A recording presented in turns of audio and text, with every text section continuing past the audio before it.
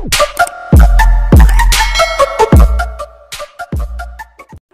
mga master! Welcome back again to our channel. Panibagong araw, panibagong kabanata na naman ang pagsumasumay natin ngayong araw na ito. At kung bago ka sa ating channel, pag-click ang subscribe button and hit the notification bell para updated kayo sa ating mga susunod na videos. So mga master, bago natin simulan ang ating kabanata ngayong araw na ito, huwag po sana natin skip yung ads mga master, no, dahil malaking bagay na po yan sa ating munting channel. So simulan na natin kabanata ngayong araw na ito. Let's go! Kabanata 931 hanggang 950. Kabanata 931. Lumingon si James ngunit hindi niya naramdamang may mapanganib. Bumulong siya, naguguluhan, anong nangyayari? Ano itong nakakatakot na sensasyon? Sa pag-aakalang marami na siyang nainom, umiling siya at nagpatuloy sa paglalakad. Gayunpaman, pagkatapos ng maikling paglalakad, bumalik ang nakakatakot na sensasyon. Ito ay hindi komportable, tulad ng pinapanood ng isang makamandag na ahas. Sa pagkakataong ito, hindi niya ito pinansin at nagpatuloy sa kanyang paglalakad. Gumawa siya ng ilang hakbang bago tumalikod bigla. Sa sandaling lumingon si James, nakita niya ang hindi mabilang na tao sa likuran niya. Kabilang sa kanila ang isang lalaking nakaitim na kapote at itim na sombrero. Siya ay mga 50 taong gulang. Ang kanyang facial features ay ordinaryo, ang uri na makakalimutan ng isa pagkatapos ng isang mabilis na sulyap. Anuman, naramdaman ni James ang isang banta na nagmumula sa kanya. Para itong makamandag na ahas, handang hampasin at kagatin anumang oras. Dalawang set ng mata ang nakalock sa isa't isa. Itinaas ng lalaking nakaitim na kapote ang sulok ng kanyang bibig at bahagyang ngumiti. Agad naman siyang tumalikod at naglakad palayo.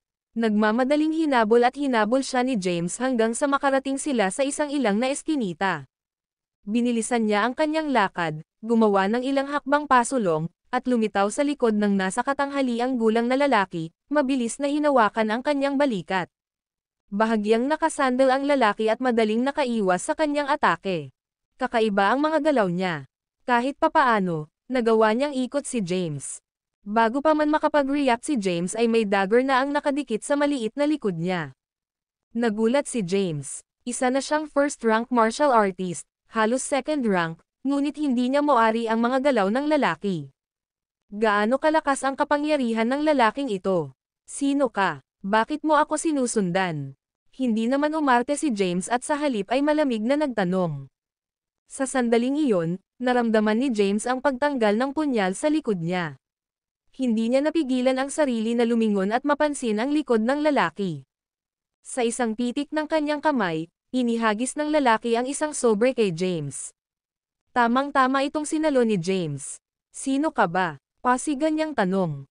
Gayunpaman, nanatiling tahimik ang lalaki at hindi nagtagal ay naglibot sa isang sulok, na wala sa paningin ni James. Napatingin si James sa envelope na hawak niya. Walang nakasulat doon. Binuksan niya ang envelope at may litrato sa loob, litrato ni Thea. Sa likod ng litrato, may isang mensahe. Kung gusto mo siyang mabuhay, makarating sa Mount Arkland sa loob ng 3 araw. Tiningnan ni James ang mensahe ng may game-time na ekspresyon. Ang Mount Arklands ay isang bundok na matatagpuan sa loob ng mga hangganan ni Sol. Ito ay, ayon sa kanyang pagkaunawa, isang bulkan na bundok. Walang nakatira sa loob ng 250 kilometro mula rito. Ito ay baog at tiwangwang. Sino ang taong ito? Hindi kaya dinala si Thea sa bundok ng lalaking pinaghihinala ang lolo niya. Huminga ng malalim si James at naglakad palayo, hawak ang envelope, nagmamadali siyang bumalik sa villa ni Cynthia. Villa, pasilyo. Kinuha ni James ang sulat mula sa estranghero at iniabot kay Maxine. Pagbukas niya, nakita niya ang litrato ni Thea at ang mga salita sa likod.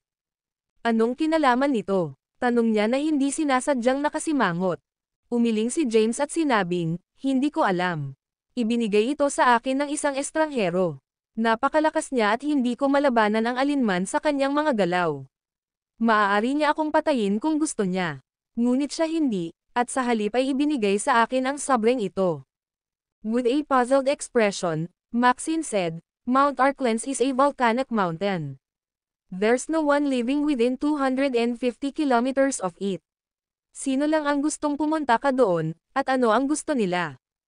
Umiling si James. Hindi rin niya moari. Dapat ba akong pumunta? Tanong ni James na nakatingin sa kanya. Kasalukuyan siyang nawala ng malay at walang ideya kung ano ang gagawin. Ang video na ito ay edited by Urban Storytelling. Kabanata 932. You should go. Is there any reason not to? Sinabi ni Maxine, ikaw mismo ang nagsabi na ang taong nagbigay sa iyo ng sulat ay napakakapangyarihan at maaaring pumatay sa iyo sa isang galaw, dahilan. Malalaman natin kung ano ang pakay niya pagdating mo doon. Tsaka sasamahan kita. Hindi talaga siya nag-aalala tungkol sa kanyang kaligtasan at naniniwala na ang pagpunta sa Mount Arklands ay hindi maglalagay kay James sa panganib. Mapapasama sana siya ngayon kung delikado. Ang kalaban ay hindi na kailangang maghintay hanggang sa sila ay humantong sa kanya sa Mount Arklands upang hampasin.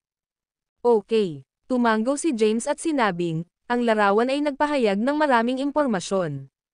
Kailangan ko lang pumunta at tingnan. Kukuha ako ng ilang plane ticket para sa iyo ngayon din, sabi ni Cynthia. Habang nagsasalita siya, kinuha niya ang kanyang telepono para mag-book ng mga flight. Si James at Maxine naman ay nag-uusap. Pinag-iisipan nila kung sino ang nagpadala sa kanila ng litrato. Sa kabila ng mahabang talakayan, walang narating na conclusion. Maya-maya pa ay umalis na sina James at Maxine sa bahay ni Cynthia papuntang airport. Bago umalis, nagbigay ng payo si Maxine kay Cynthia. Nais niyang lubos niyang maunawaan ang paraan ng panloob na paglilinang. Kahit na hindi niya makultivate ang true energy sa maikling panahon, magiging maayos siya dahil na-absorb ni James ang lahat ng cold energy mula sa kanyang katawan. Hindi ito magiging isyo sa loob ng 2 linggo. Pagkatapos niyang sabihin iyon ay umalis na silang dalawa. Sa airport, sumakay sina James at Maxine sa eroplano. Ang Mount Arklands ay matatagpuan malapit sa hilagang kanlurang hangganan ng Sol. Sa parehong araw, dumating sina James at Maxine sa Harvan City sa hilagang kanluran ng Sol. Sabay silang lumabas ng airport. James, mga 300 kilometro pa ang layo natin sa Mount Arklands, sabi ni Maxine. Tumingin ako sa mapa, at ang kalsada ay halos 100 kilometro lamang ang haba. Kailangan nating lakaran ang natitirang bahagi ng daan. Okay, sabi ni James, tumango ang ulo. They gave us 3 days, so we should be able to get there in that time. But I'm still confused. Sino ang nagdala kay Thea sa lugar na ito at dinala ako dito, and what are they trying to accomplish? Nagkibit-balikat lang si Maxine. I have no idea. First, let's rent a car. Magandang ideya. Tumango si James. Nagrenta sila ng off-road vehicle mula sa isang car rental company sa Harvan City. Pagkatapos ay kumain sila ng walang kabuluhan, bumili ng ilang rasyon, at pumunta sa Mount Arklands. Binabaybay ng isang off-road na sasakyan ang isang tiwangwang na kalsada.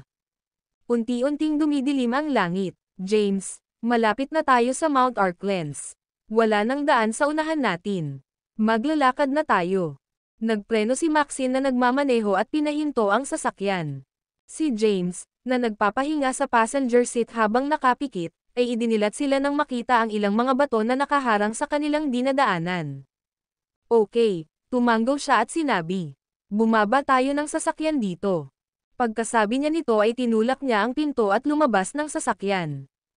Pinatay ni Maxine ang makina at lumabas na rin ng sasakyan. Pareho silang may dalang rasyon at naglakad, patungo sa Mount Arklands. Samantala, sa tuktok ng Mount Arklands. Ang Mount Arklands ay isang bulkan na bundok. Naka-cross-leg si Thea na nakaupo sa isang bato. Itinaas niya ang kanyang mga kamay. Pagkatapos, isang malakas na pagsabog ng enerhiya ang nabuo sa kanyang mga palad at biglang bumaril. Ang nakakatakot na enerhiya ay dumaan sa lugar bago sumabog sa di kalayuan. Ang isang maliit na hukay ay nabuo kaagad sa lupa, na lumikha ng isang malaking ulap ng alikabok. Sa gilid ay nakatayo ang isang matandang lalaki. Siya si Thomas Caden. Not bad, sabi niya sabay tawa. Bumantong hininga si Thea. Kung hindi mo nahuli ang ahas ng apoy sa lagusan ng bulkan at bibigyan mo ako ng apdo ng ahas upang masipsip, o tulungan akong magtanim gamit ang true energy, hindi ako maaaring maging ganoon kalakas sa loob lamang ng ilang araw, sabi niya na may kasamang ngiti sa kanyang magandang mukha. It was pure luck, natatawang sabi ni Thomas.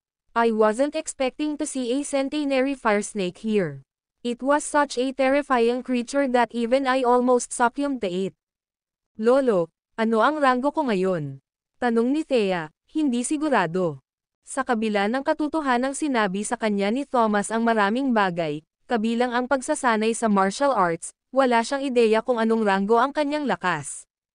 Naisip ito ni Thomas at sinabing, batay sa lakas ng iyong true energy, ikaw ay halos nasa 3 ranggo, ngunit wala kang martial arts background at mayroon lamang inner energy sa iyong katawan.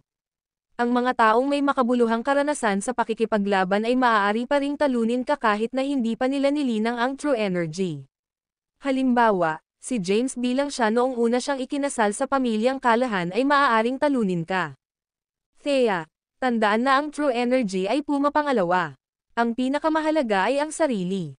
Mayroon kang true energy, kaya dapat mong matutunang gamitin ito at ganap na gamitin ang kapangyarihan nito. Oo, Lolo. Itatago ko yan sa isip ko. Ang video na ito ay edited by Urban Storytelling. Kabanata 933. Pumunta dito si Thomas upang hanapin ang Sacred Fire Fig, ngunit hindi niya inaasahan na makatagpo siya ng isang sentenaryong ahas ng apoy. Ang apdo ng Fire Snake ay isang tonic para sa mga martial artist. Gayunpaman, ang kanyang lakas ay umabot na sa punto kung saan ang paggamit ng panlabas na paraan upang madagdagan ito ay magiging walang saysay. Kahit na ang apdo ng isang sentenaryo na ahas ng apoy ay hindi makakatulong sa kanya. Sa kabilang banda, ang pagbibigay nito kay Thea ay lubos na magpapalakas ng kanyang lakas. Sa pamamagitan lamang ng apdo ng ahas, isang third-rank powerhouse ang Nazanay. Oh, tama na. Bakit mo gustong pangunahan si James dito, Lolo? Hindi ba ayos lang kung ibalik ko na lang ang Sacred Fire Fig? Tanong ni Thea. Batid niya ang plano ni Thomas na pangunahan si James dito. Sinulyapan siya ni Thomas at sinabing, paano mo ipapaliwanag kung ibabalik mo lang ito? Hindi pa ito ang tamang oras. Ayokong malaman ni James ang tungkol sa aking pag-iral, at lalong ayoko ng mga tagalabas, para mag-isip tungkol dito. Pero naghihinala na si James sa'yo. Kaya nga pinangungunahan ko siya dito. Isang maliit na ngiti ang ibinigay ni Thomas. Enough, no more questions. I have my own arrangements. According to my calculations, dapat bukas na siya darating. Let's get going. We're making some plans. Hindi na nagtanong pa si Thea. Naniniwala siya na hindi sasaktan ni Thomas si James at nagtatrabaho siya sa likod ng mga eksena upang tulungan siya. Hanggat nakinabang si James, hindi na siya magtatanong pa. Nagmamadaling pumunta si James sa mga sandaling iyon. Naglalakad sila ng makababa ng sasakyan. Buti na lang at pareho silang martial artist kaya mabilis at maliksi. Kapag sila ay tumatakbo, sila ay mas mabilis kaysa sa isang kotse. Nagpatuloy sila sa kanilang paglalakbay hanggang sa gabi.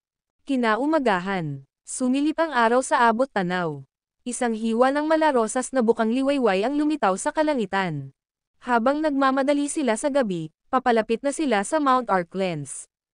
Sa paanan ng bundok, napahinto silang dalawa. Inalis ni James ang 2 bote ng tubig sa kanyang backpack at iniabot ang isa kay Maxine.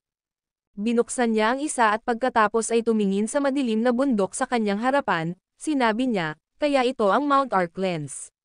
Walang nakikitang tao. Ano ang sinusubukang magawa ng ibang tao sa pamamagitan ng pag-akay sa akin dito? Uminom si Maxine ng isang subo ng tubig, tumingin sa unahan, at sinabing, mahirap talagang mag-speculate. Pero dahil nandito na tayo, umakyat tayo sa bundok at tingnan. Yeah, that's the only option. Binuksan ni James ang kanyang backpack at kumuha ng tinapay.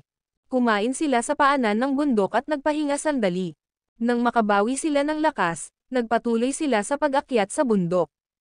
Habang papalapit sila sa bulkan ay mas uminit ito, ngunit dahil pareho silang martial artist, hindi sila masyadong inabala ng init. Hindi nagtagal, nasa tuktok na sila ng bundok. Pinagmasdan ni James ang paligid. Walang kalsada sa unahan, tanging bangin lamang. Isang pasukan sa isang yungib ay matatagpuan sa ibaba ng bangin. Wala naman. Naguguluhan si James. Si Maxine ay nakatingin din sa paligid.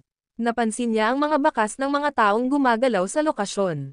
James, tingnan mo, sabi niya, itinuro ang kalapit na bato. May bote ng tubig. Ibig sabihin may nakarating na dito. Sinundan siya ng tingin ni James at nakita niya rin ito. Lumapit siya, kinuha ang bote ng tubig, at sinuri ito. Ang petsa ng paggawa ay 1 buwan na ang nakalilipas, kaya maaaring mahihinuhan na ito ay itinapon kamakailan dito. Sino nandyan? Biglang sumigaw si Maxine at sumugod ng kung sino, sumunod naman si James. Hindi nagtagal ay nakarating na sila sa pasukan ng kuweba. Nang malapit na sila sa pasukan, tinamaan sila ng isang sabog ng nakakapasong mainit na hangin. Sabi ni Maxine, may nakita akong figure na pumapasok sa cavern. Hindi man lang nagdalawang isip si James na pumasok. Hinawakan siya ni Maxine at tinanong, anong ginagawa mo? I'm going inside, of course. Since there's someone here, Thea must be inside. The temperature is very high, and she's just a regular girl. How could she take it? Labis na nag-aalala si James sa kaligtasan ni Thea.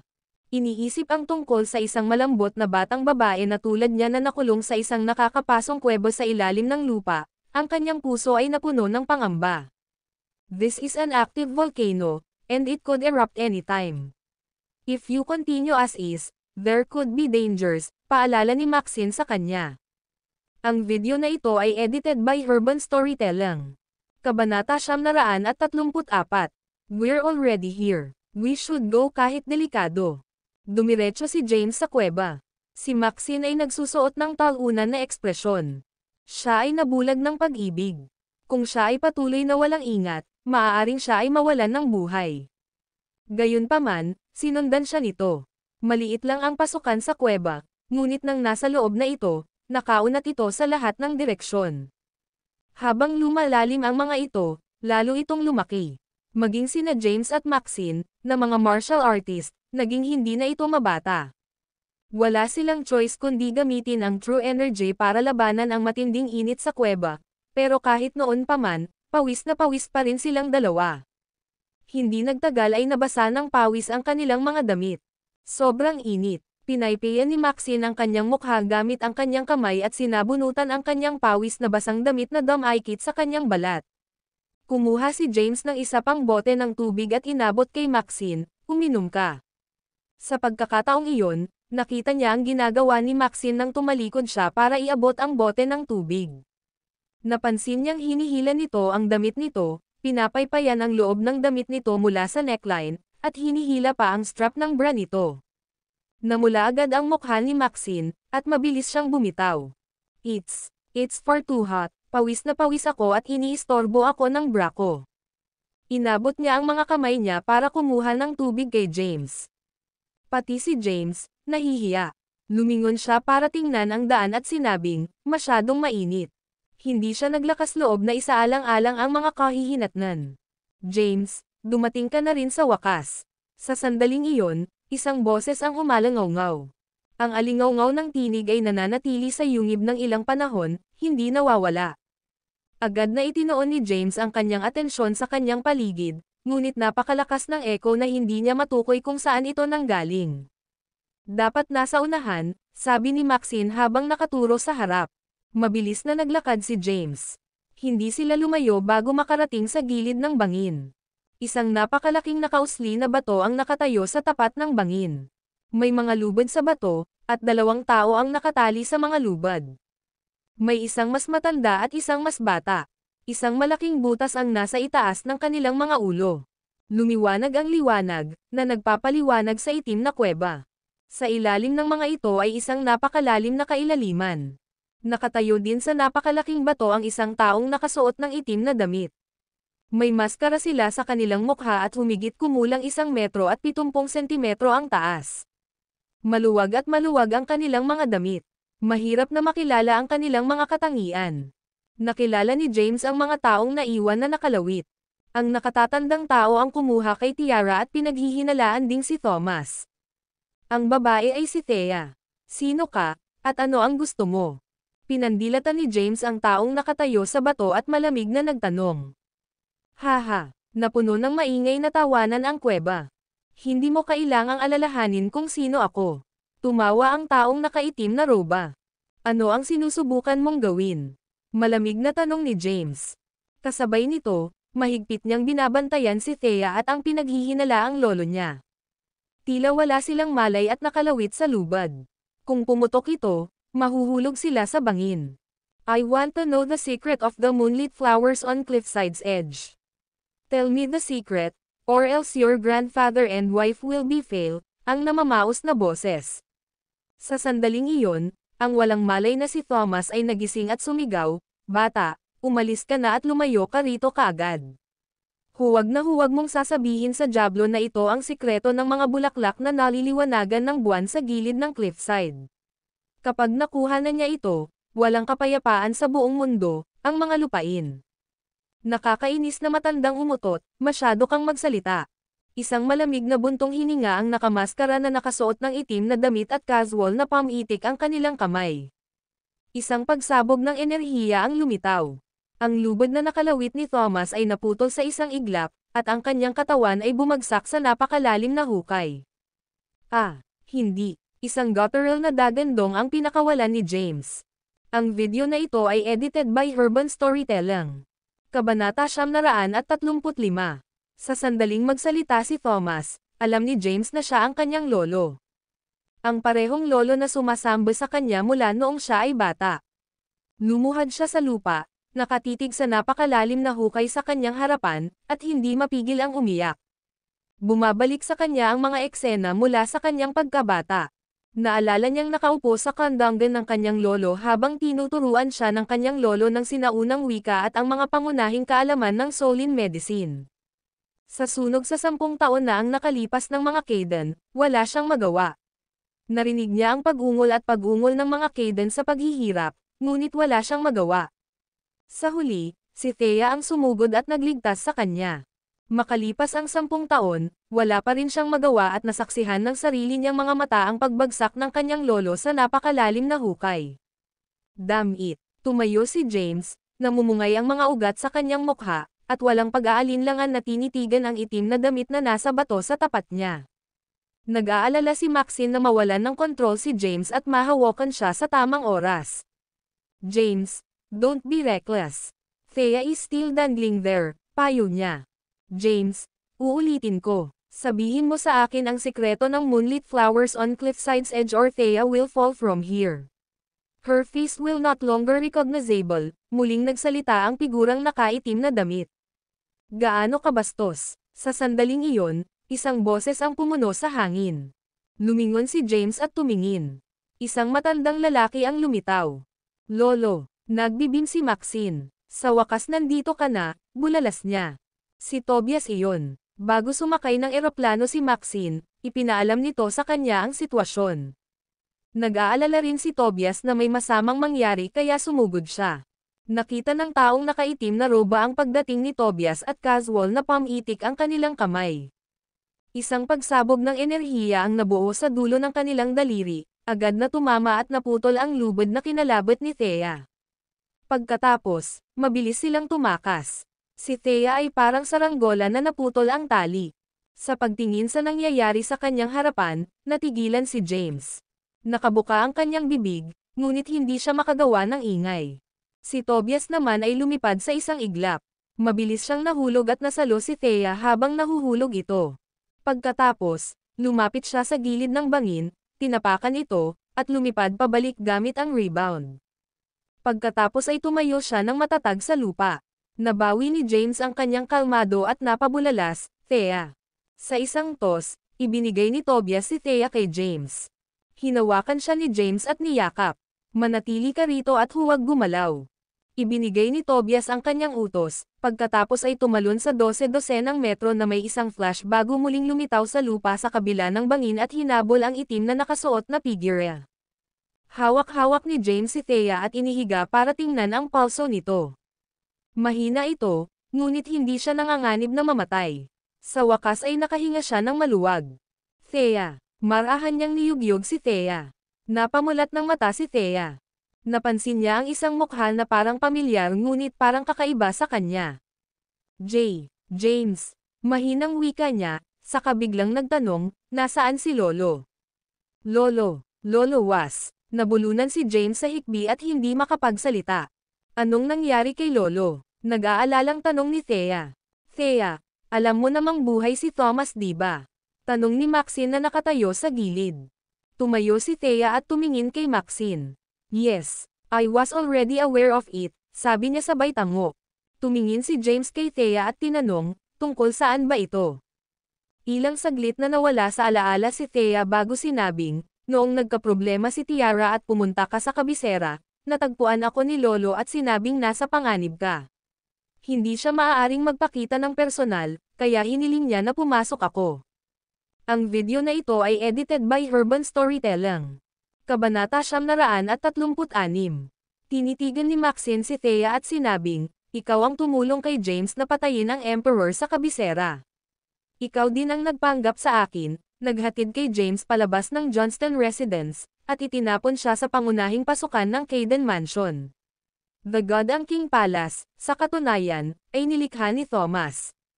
Oo, hindi sinubukang itanggi ni Thea ang alinman dito.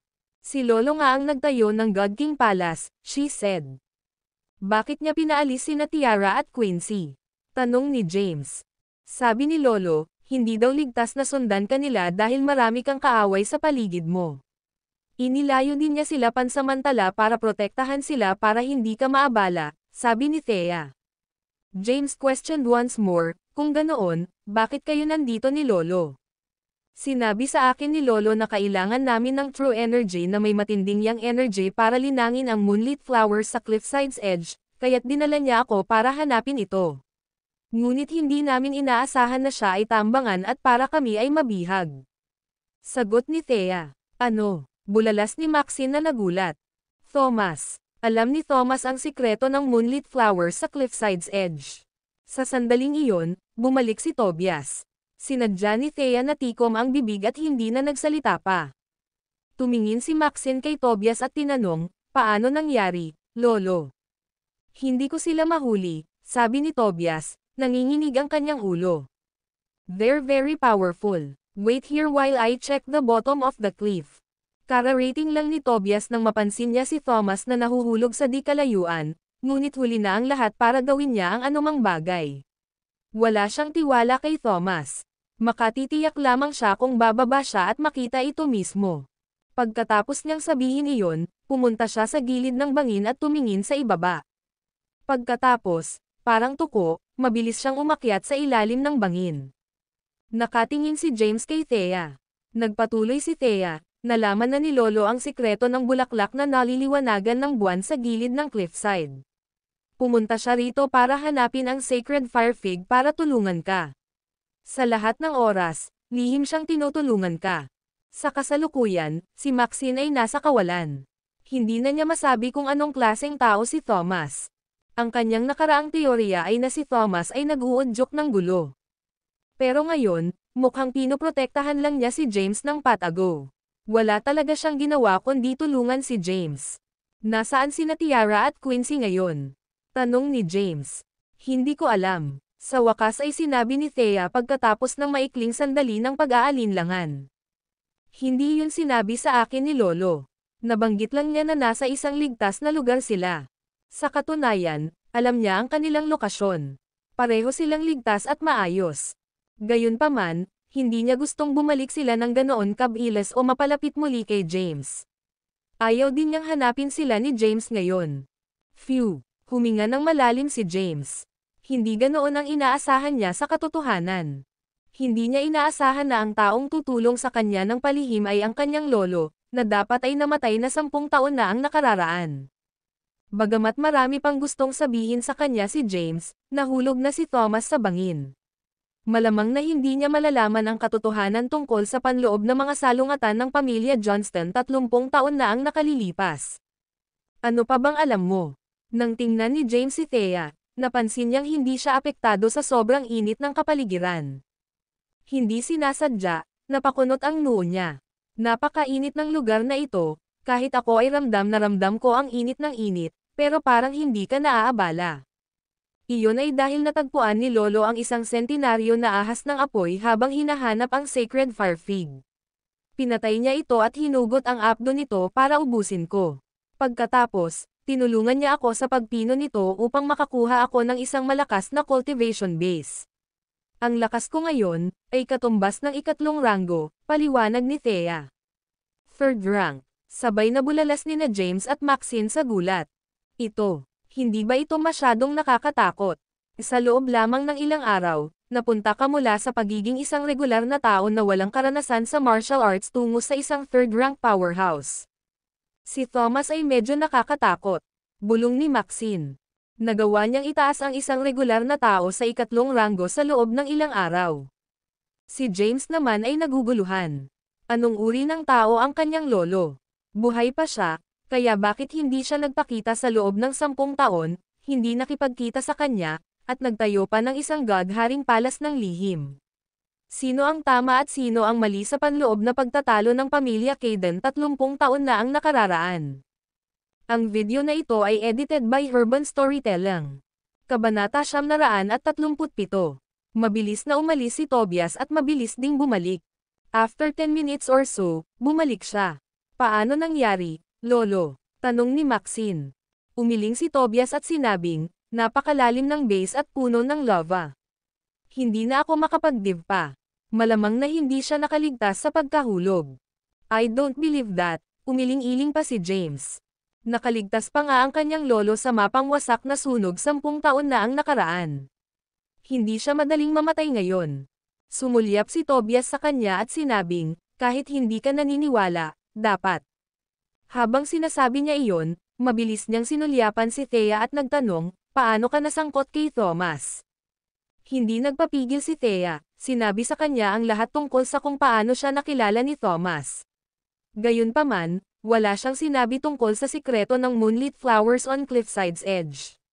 Nabanggit lang niya na dinala siya ni Thomas dito para hanapin ang sagrado firefig para matulungan si James sa pagpapalakas ng kanyang true energy. Nakakunot ang noo ni Tobias habang nakikinig. Lolo, ano ang iniisip mo? Tanong ni Maxine.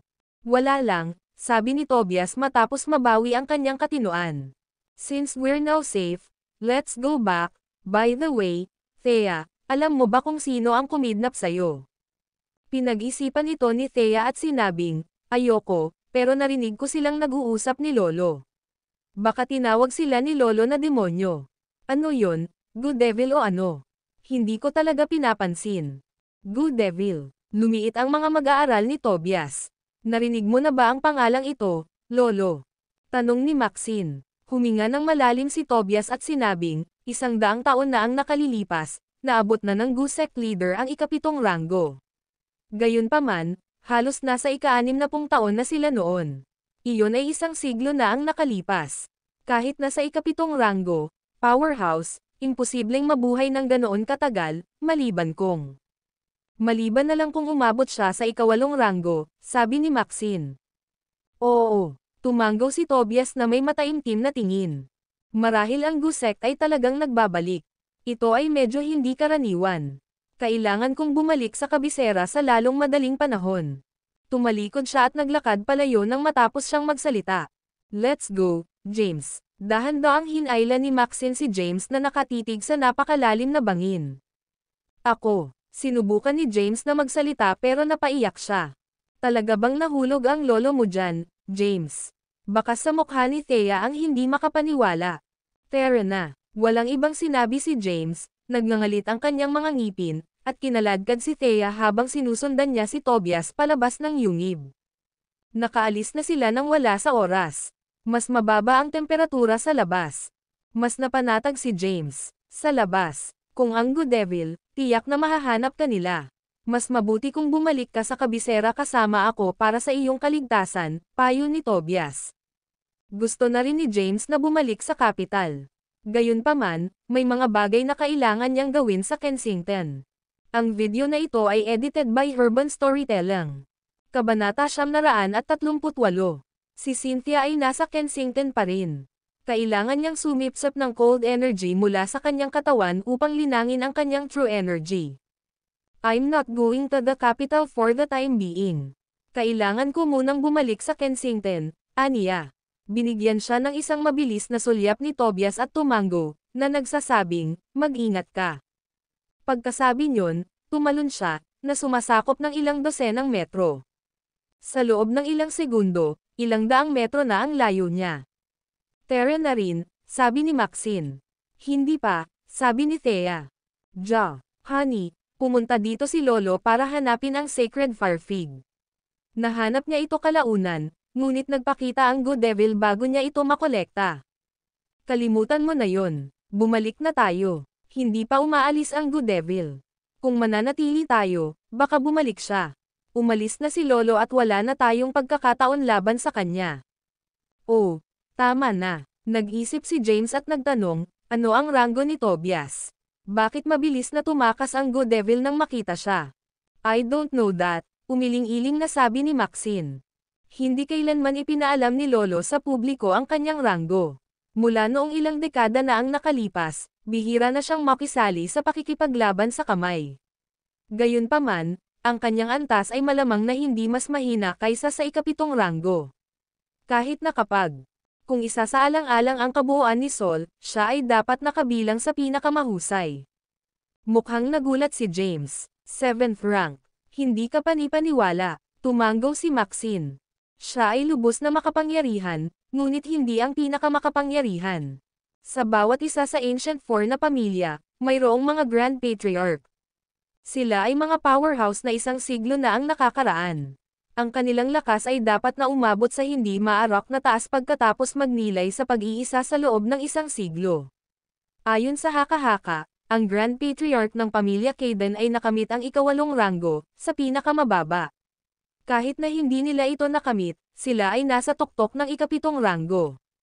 Ang mga Grand Patriarch ng iba pang 3 pamilya ay dapat na halos pareho. Ganyan sila kalakas. Narinig ko mula sa gloom na ang tanging tao na nakamit ang ika-8 ranggo sa buong kasaysayan ay ang mga pangunahing opisyal ng Prince of Orchid Mountain, na mga ninuno ng Ancient Four ngayon. Maraming bagay ang hindi na ipasa mula sa mga nakaraang henerasyon sa silangan dahil sa pag-unlad ng teknolohiyang kanluranin noong nakaraang siglo, paliwanag ni Maxine.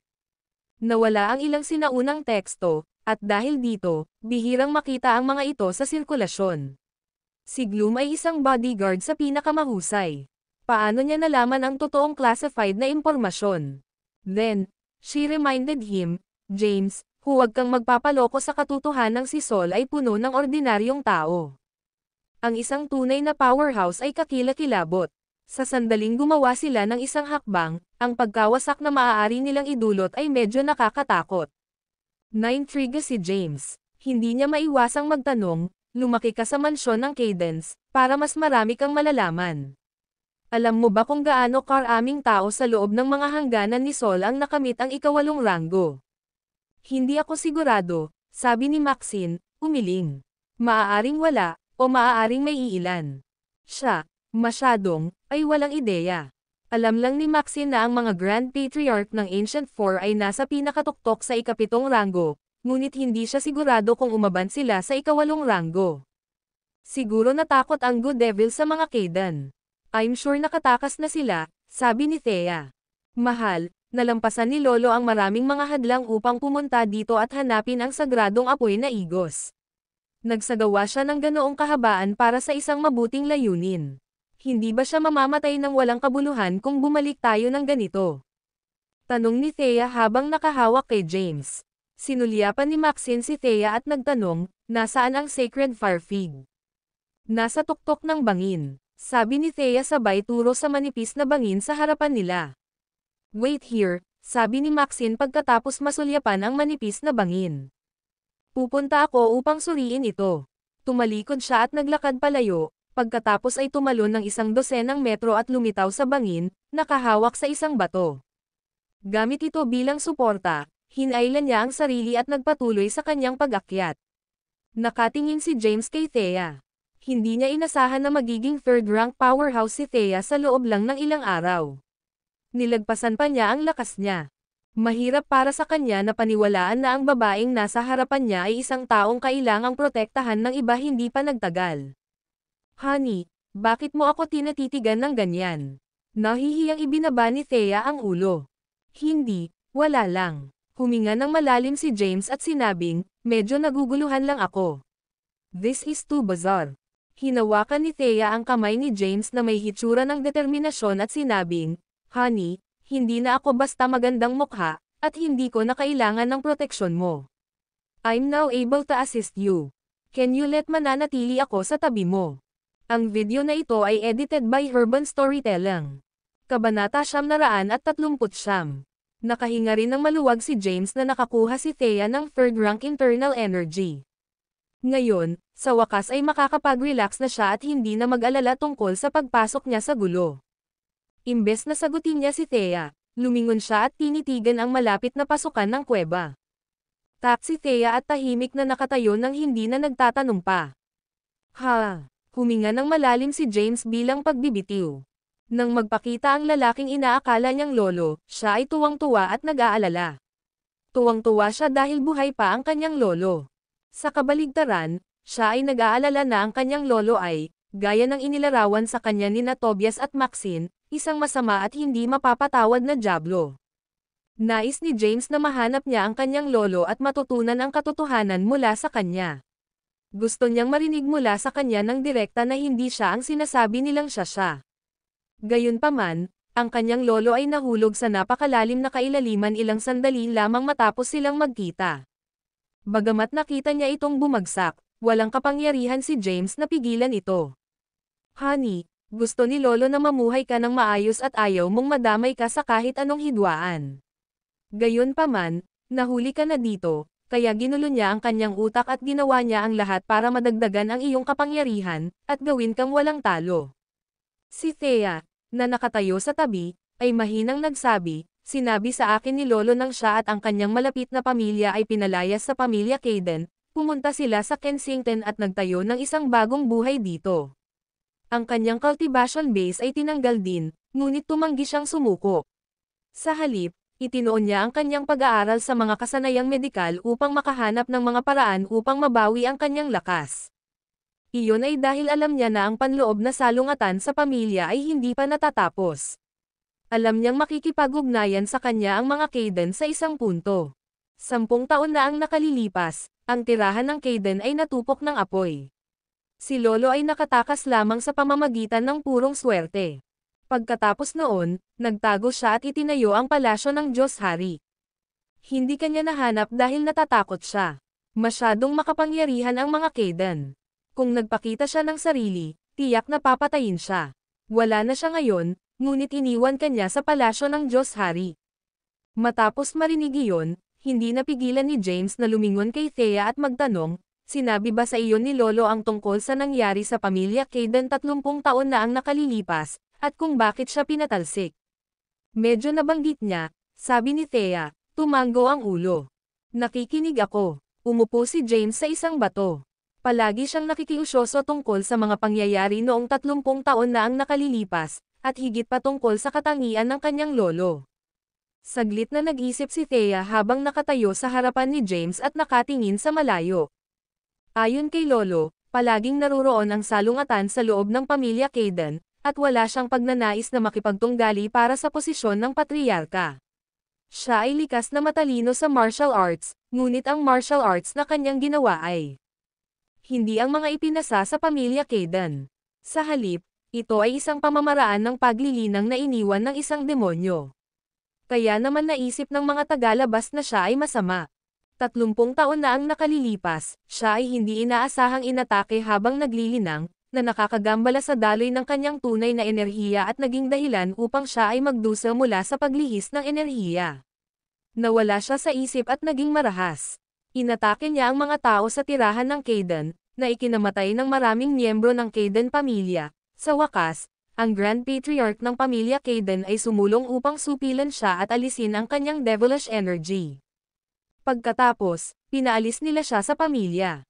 Naiintindihan niya na kahit na siya ay pinalayas sa pamilya at tinanggal ang kanyang cultivation base, hindi siya pababayaan ng mga Kayden hanggat nabubuhay pa siya. Kaya, bago siya umalis, ninakaw niya ang moonlit flower sa cliffside's edge. Pagpipinta, sabi niya, hanggat nasa kanya ang painting na iyon, hindi siya basta-basta tatanggapin ng pamilya Kayden. Gayunpaman, sa huli, hindi pa rin niya napigilan ang hindi magandang sinapit ng pamilya Kayden.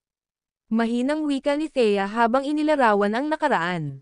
Naguguluhan si James habang nakikinig at nagtanong, ibinunyag ba sa iyo ni Lolo kung sino ang umatake sa kanya, na naging dahilan upang makaranas siya ng energy deviation at mabaliw. Umiling si Thea. Wala ring ideya si Lolo kung sino ito. Maaari lamang niyang hulaan na ito ay isang tao mula sa pamilya Kayden. Ang talento ni Lolo ay kahanga-hanga, at siya ay nagtataglay ng pinakamataas na antas ng martial arts mastery sa mga nakababatang henerasyon ng pamilya Kayden, kaya ito ay isang unspoken agreement, na siya ang magiging patriarch. Si Tobias ang kasalukuyang patriarch, kaya malaki ang posibilidad na siya ang may pananagutan. Nagsimulang mawala sa isip si James. Bagamat wala siyang gaanong pakikisalamuha kay Tobias, halos natitiyak niya na si Tobias ay hindi isang taong magpapaplano at magplano para sa posisyon ng patriarka. Ano pa ang sinabi niya sa'yo? Tanong ni James. Sumagot si Thea, sa panahong iyon, marami siyang sinabi sa akin, ang ilan ay tungkol sa Gusek isang siglo na ang nakararaan. Gayunpaman, dahil ang mga kaganapang ito ay itinuturing na ngayon na bawal, bihira itong ibalita ng mga tao, at hindi rin gaanong alam ni Lolo. Sinabi lang niya na ang pagtatatag ng Imperyo ng Sol ay nagbuwis ng napakaraming buhay at ang tatlong pangunahing pamilya ng Gusek ay lahat ay isinakripisyo. Noong panahon ng digmaan, ang tatlong pamilyang ito ay gumawa ng mga bayani na kontribusyon sa pagtatatag ng bansa. Sa wakas, gayunpaman, ang mga tao ay nag-ingat sa kanila at silang lahat ay nalipol. Ang video na ito ay edited by Urban Storytelling. Kabanata 940. Nabalitaan ni James ang tungkol sa mga pangyayaring ito mula kay Blake. Alam din niya na ang Gusek ay napuksan ng Hari ng Sol noong panahong iyon sa tulong ng ilang martial artist. Ito ay, gayunpaman, medyo tipikal. Mula noong sinaunang panahon, ang mga taong nagbigay ng malaking kontribusyon sa bansa ay papatayin kapag may bagong dinastiya at hari na namumuno sa kapangyarihan. Medyo nakatitiyak si James matapos marinig na nagsalita si Thea na ang kanyang lolo ay hindi isang hamak at hindi mapapatawad na dyablo. Siya ay binansagan lamang bilang masama dahil ang martial arts na kanyang natututuhan ay hindi kinaugalian.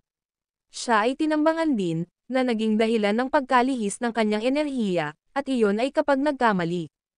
Nagpatuloy ang dalawa sa pag-uusap tungkol sa maraming bagay. Hindi nagtagal ay nakabalik na si Maxine.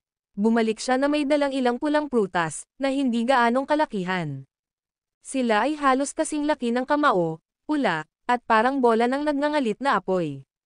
James, ito ang Sacred Fire Fig. 4 lang ang nasa puno, at ibinalik ko silang lahat. Sapat na ang 4 sa mga ito para ibahin ang iyong true energy sa isa sa dalisay at matinding enerhiya ng Yang. Kitang-kita sa magandang mukha ni Maxine si Joy nang iabot niya ang mga prutas kay James. Kinuha sila ni James at pinagmasdan sila sa kanyang mga kamay. Bukod sa pagiging mainit sa hawakan, walang kakaiba sa kanila. Sa halip na pag-aralan ang mga ito, binuksan niya ang kanyang backpack at inilagay sa loob.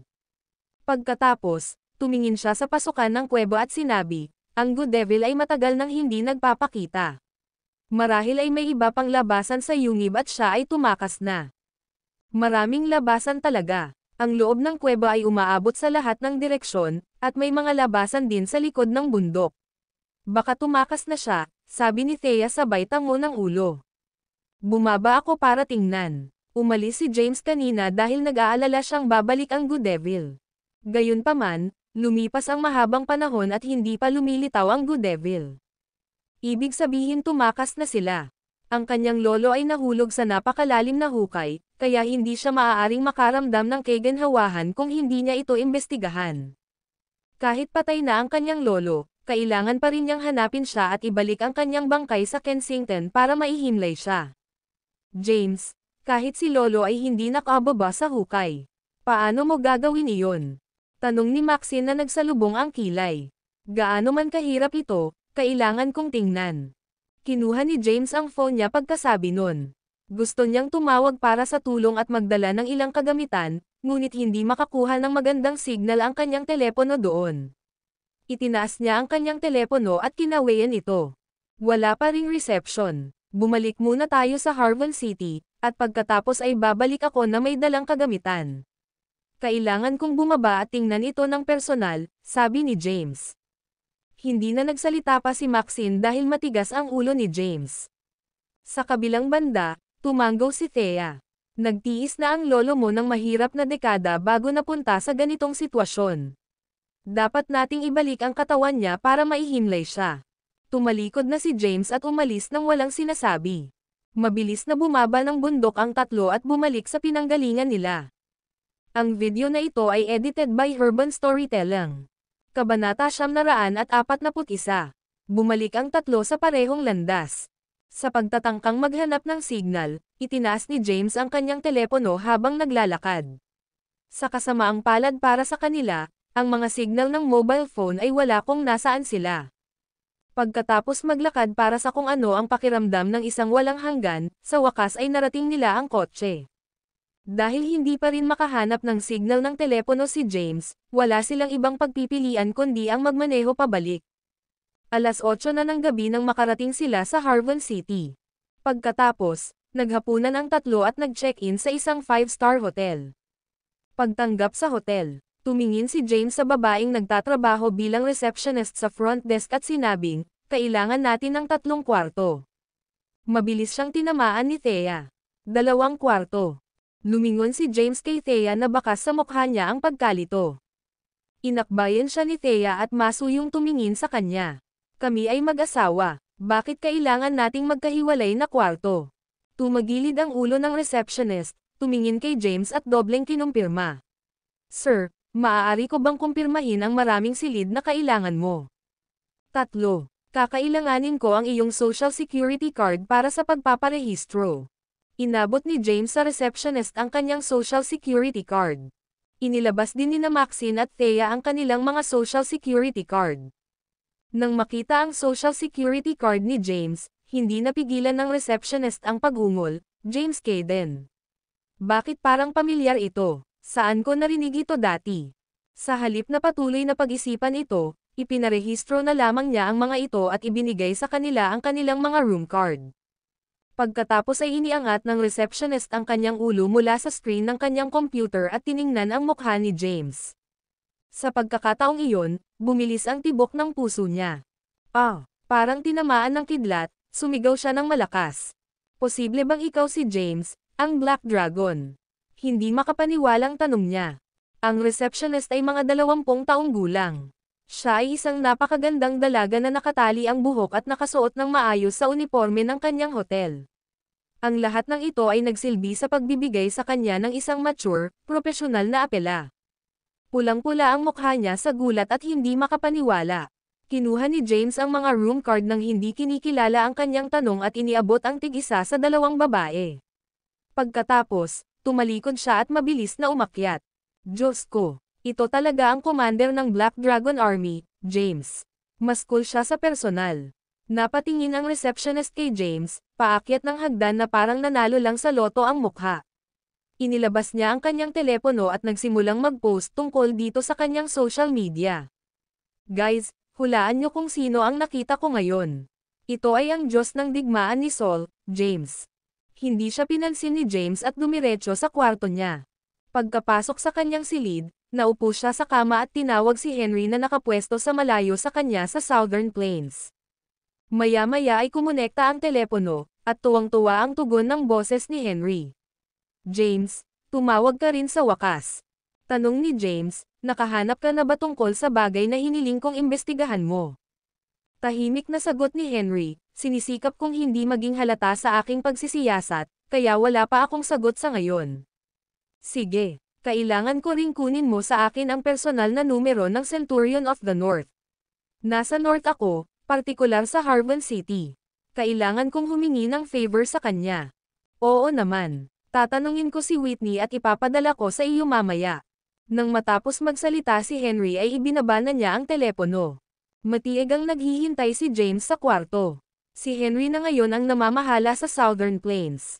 Kaya, ang pagkuha ng mga detalye ng kontak ng isang commander ay isang simpleng bagay para sa kanya.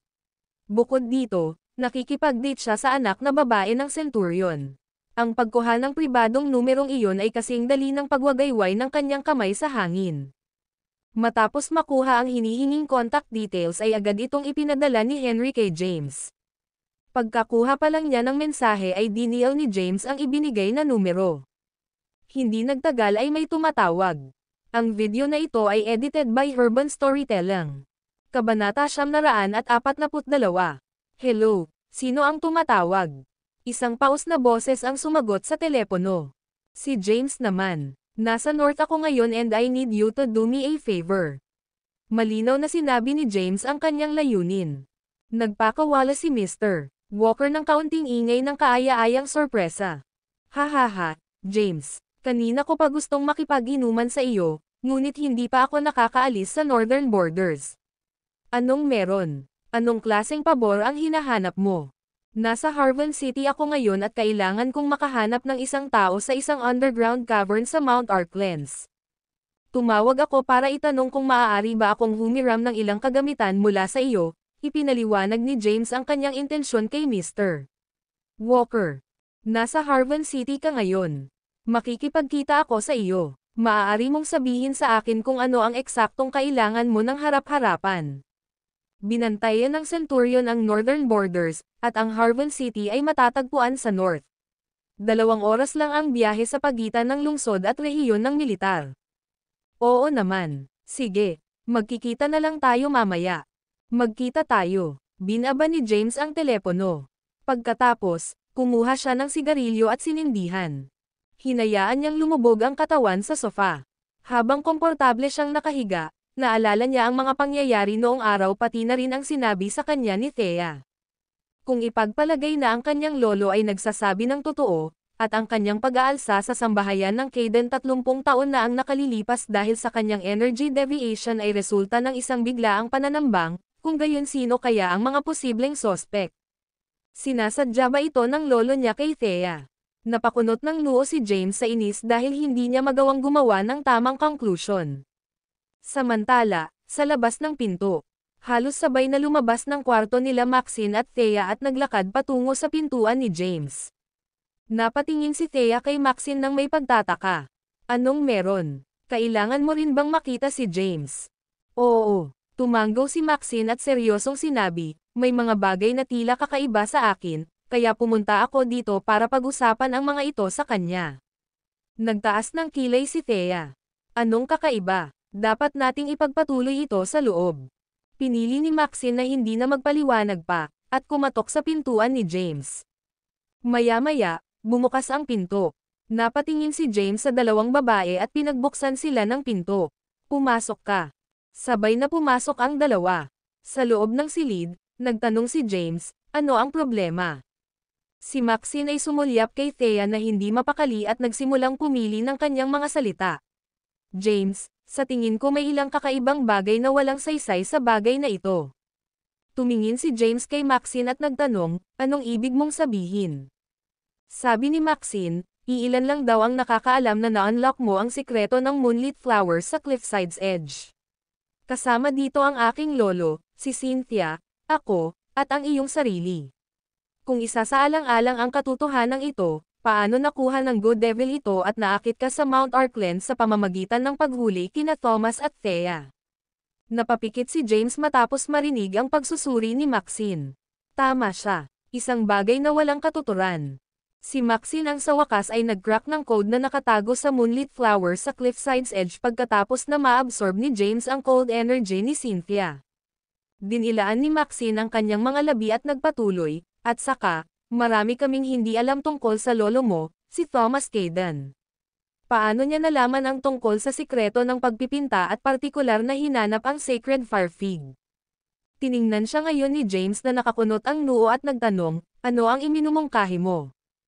Ang susi sa sinaunang kaban na nahukay mula sa libingan ng bundok ng prinsipe ng Orchid ay nakuha ni Scarlett. Kaagad pagkatapos noon, ibinigay niya ito sa iyo. Logically, ikaw dapat ang unang taong nagbukas ng sinaunang dibdib at nakita ang 18 meridian diagram. Bukod sa iyo, kakaunti pa lang ang nakasulyap dito. Walang saysay para kay Thomas na nakita ito sa panahong ito, kaya paano niya? Alam mo ba ang tungkol sa lihim ng moonlit flowers sa Cliffside's Edge? Ano ang nagtulak sa kanya upang hanapin ang Sacred Fire Fig? Tanong ni James. So, maingat na nagpapaliwanag si Maxine, ito ay nagpapahiwatig na si Thomas ay dapat na kilala tungkol sa Meridian Diagram mula sa sinaunang dibdib noon pa man. Nasa kamay na niya ang sinaunang dibdib ilang dekada bago ito at sadyang inayos ang libingan na pagnanakaw. Mabilis na ibinaba ni Thea ang kanyang haka-haka. Anong sinasabi mo, Maxine? Patay na siya. Bakit mo sinisikap na makipaghiwalay sa pagitan ni James at ng kanyang yumaong lolo? Si Maxine ay tumabi sa kanya at mahinang sumagot, I'm not trying to drive a wedge between them. I was simply postulating the fact na may mga bagay na hindi nahuhulog sa sitwasyon. Marahil. She paused, hesitating for a moment, before said, marahil alam na ni Thomas na alam na ngayon ni James na buhay siya, kaya sinadya niyang gumawa ng palabas. Gusto niyang isipin ng lahat na patay na siya sa pagkakataong ito. Who knows kung ano na naman ang pinaplano niya behind the scenes. Tumingin si James kay Thea at nagtanong, Thea, totoo ba ito? Honey, huwag kang makinig sa kalokohan niya. Hindi naman ganoon ang lolo mo. Ang video na ito ay edited by Urban Storytelling. Kabanata 943. Si Maxine ay meticulously compiled and went through everything on the way back to the city. Sinadya lamang niyang ipahayag ang kanyang mga alalahanin, hindi upang maging sanhi ng lamat sa pagitan nina James at Thomas. Magulo na ang puso ni James at ang marinig ang mga haka-haka ni Maxine ay mas lalong pumukaw sa damdaming iyon ng pagkabalisa. Naniniwala ako sa lolo ko tulad ng paniniwala mo kay Tobias. Tapusin na natin ang usapang ito dito. Pag-iisipan ko pagkatapos nating bumalik. Kahit na may pagdududa pa rin siya, pinili niyang magpatuloy na maniwala sa kanyang lolo. Tinitigan ni Thea ng dagger si Maxine at mayabang na sinabi, tapos ka na ba? Maaari kang umalis kung sapat na ang iyong sinabi. Gagawin namin ngayon ang ginagawa ng mga mag-asawa. Don't tell me gusto mong maging bahagi ng audience. Pinagdikit ni Maxine ang kanyang mga labi, hindi na nagsalita pa, at tumayo na para umalis. Pagkaalis niya ay kumapit agad si Thea kay James. Honey, hindi ka naniniwala sa sinabi niya, tama. Marahang umiling si James. Ito ay isang napakahirap na tableta na lunukan. Mas nagtiwala siya sa lolo kaysa kay Maxine. Gayunpaman, nagpahayag si Maxine ng mga balidong alalahanin.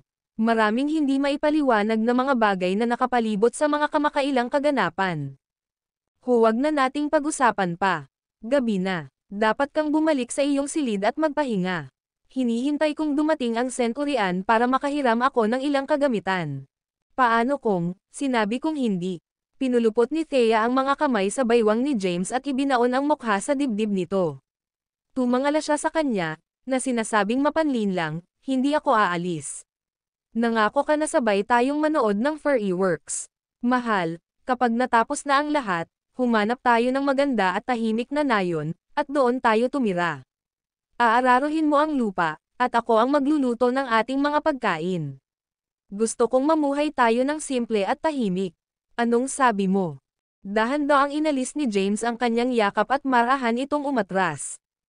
Dati-rati, sasabak sana siya sa offer, pero iba na ngayon. Isa lamang itong wishful thinking na malamang na mananatiling hindi natutupad. Walang garantiyang makakaligtas siya sa mga darating na laban.